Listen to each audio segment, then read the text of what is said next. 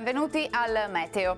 Italia ancora ostaggio dell'instabilità. Sul nostro territorio qualche disturbo ci sarà, ma le temperature tenderanno ad aumentare.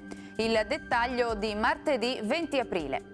Sul Veneto la grafica ci mostra una situazione tutto sommato tranquilla ed in effetti a prevalere sarà il sole. Al mattino cielo al massimo poco nuvoloso, dal pomeriggio addensamenti sui rilievi anche con qualche acquazzone possibile localmente fin verso le aree di pianura.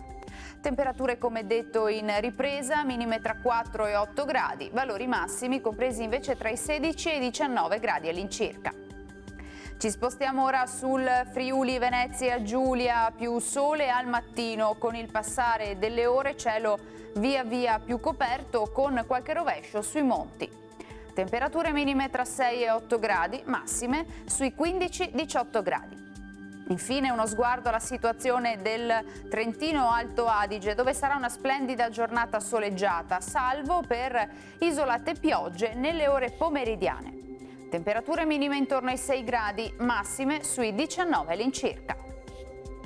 Dal Meteo di Antenna 3 per ora è tutto, grazie per l'attenzione, arrivederci.